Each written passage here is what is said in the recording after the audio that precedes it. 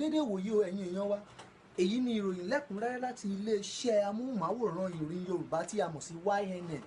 Èmi Plato ni oníròyìn, àmọ́ lọ́jọ́ tí òní èmi àti ẹnìkejì mi tí a mọ̀ sí Ṣẹ́gun Prime la ó máa fi ìròyìn sí etí ìgbọ́yín.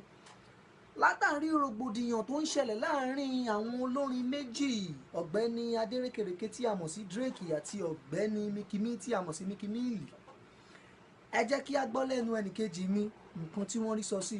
ọ̀gbẹ́ni Ṣẹ́gun Prime, ó dọwọ́ yín. ẹ ṣé olótùú, ọ̀rọ̀ ti wá di iṣu atayọ̀yàn báyìí o tí àwọn olóyìnbó pè ní yam pepper scatter látàrí wípé ọ̀gbẹ́ni Mickey Mill ti gúngi kọjá ewé, ó fọwọ́ kékeré gbá ńlá lọ́wọ́ ọ̀gbẹ́ni Adérékèrèké tí a mọ̀ sí Drake. Lọ́wọ́lọ́wọ́ nínú ìdíje bífù yìí, ọ̀gbẹ́ni Adérékèrèké ló ń gbégbá orókè.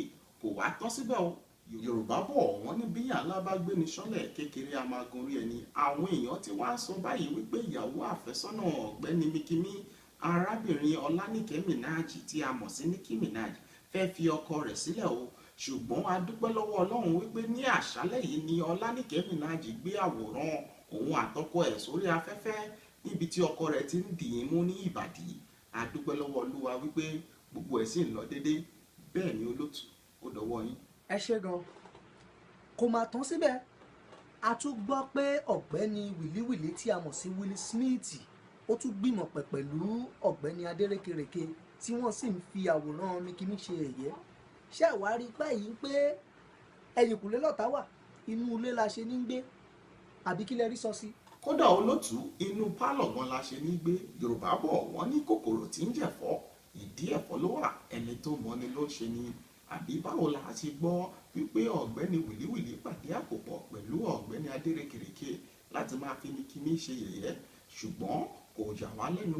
Bó ṣe wà láti tìkọ́ ṣe, ó ń bẹ nísinsìnyí, bẹ́ẹ̀ ni ó sì máa rí. Àwọn èèyàn nìyẹn fún yín. Àti ẹ̀ tún gbọ́ ní pàtó wípé ọ̀gbẹ́ni Adérékèrèké ti ṣetán láti gbé apá kẹta ohun ìjà jáde báyìí o. À ń dúró bóyá ọ̀gbẹ́ni Mickey Mill á sapá láti gbórin míì jáde. Olótùú, ó dọwọ́ yín. Ẹ ṣé gan ọ̀gbẹ́ni Ṣẹ́gun Prime. Tó ẹ̀yin èèyàn wa nílé, ọ̀rọ̀ lẹ́gbọ́n yẹn. Àwọn Yorùbá bọ̀ wọ́n ní tí ọmọdé bá fowó ròyìn èyí máa ń kọ́ ni. Àbẹ́ ẹ̀ wá rí báyìí ń pé ọ̀gbẹ́ni arákùnrin Mickey Mill ó ti fi owó ra òyìn, ó ti fi dọ́là ra òyìn, òyìn sì ti ń kọ́ báyìí o. Èmi àti ẹnìkejì mi a dúpẹ́ lọ́wọ́ yín lọ́pọ̀lọpọ̀ fún àkókò yín. Ó tún di ọjọ́ mi, ọjọ́ rẹ. Ó dàbọ̀.